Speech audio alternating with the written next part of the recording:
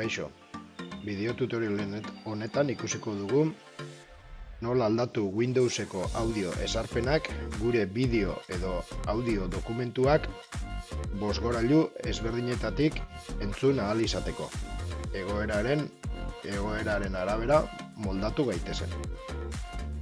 Beno, lehen da bizikoz egin beharrekoa esarpenak, Windowseko esarpen orokorrak ireki, sisteman hemen sonido esaten duen lekuan sakatu eta sonidoko pestainara joango gara. Sonidoko pestaina honetan, hemen eskuinek aldean, panel de control de sonido daukagu, hori ireki, eta honako leiho hau irekiko dugu. Leiho honetan, ikusten duzuten bezala, pestaina ezberdina daude.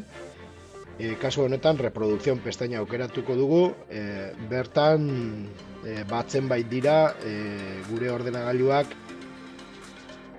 dituen bozgorailu ero audioa erreproduzitzeko dispositibo desberdinak. Eta txek honekin ikusten duzute orain aukeratua dudana nire ordenagailuko altabozak dira. Beraz, aldaketa nola egin, oso errez entzun nahi dugun dispositiboan klik egin eta establecer como predeterminado egin beharko dugu. Momentu bakoitzean aukeratzeko ongien datorkiguna. Zuek ikusteko, hemen YouTubeko bideo bat martxan jarriko dut. Orain nire ordenagailuko altabozatik entzuten da. Eta nire aurikularretara aldatuko dut. Eta orain zuek ez duzute entzuten, baina nire aurikularretan entzuten dut argi eta garbi YouTubeko bideoaren musika.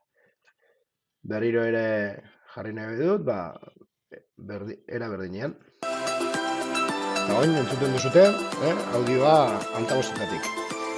Proiektoren bat konektatuta duki eskero, nik adibidez monitore adizionala dut altabozekin, eta